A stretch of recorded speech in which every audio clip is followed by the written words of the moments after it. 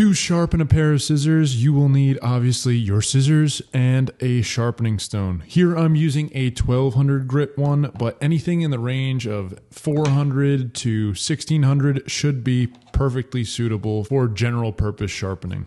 Unlike knives, which typically have two beveled edges that come together to form the blade, each of the two scissor blades has a beveled side and a flat side. And the key to sharpening scissors is you want to make sure that you only sharpen the beveled edge.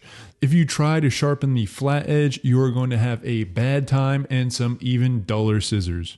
Many scissors are able to come apart into two halves, especially kitchen shears. Sometimes they'll pull apart, or sometimes there will be a screw that holds them together, and you can take them apart into the two separate halves and it will make sharpening them easier. However, for scissors that do not come apart, the key is just opening them up as wide as possible and you can sharpen them as so.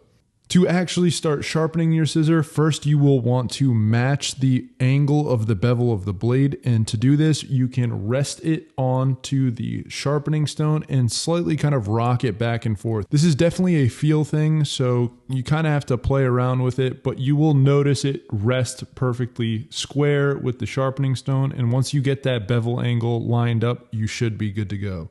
Once you've got that bevel angle set, you can start pulling the blade of the scissor across the sharpening stone with a little bit of pressure, and make sure to maintain that angle throughout the entirety of the stroke. This is really important. Keep on doing this until your scissors are sharp, and if the scissors are larger than the sharpening stone, what you can do is you can sharpen in sections. So start at one end of the blade and then do several passes there, and then incrementally move along the blade until you've sharpened the entire thing. Make sure to start off slow, but as you develop a feel for the technique, you can start speeding up and also start doing this kind of circular motion instead of pulling it in a straight vertical line. This speeds things up a little bit, but I definitely recommend starting off with the first method before moving on to this one. Once you finish with one half, flip over your scissors and then repeat the whole process for the other half.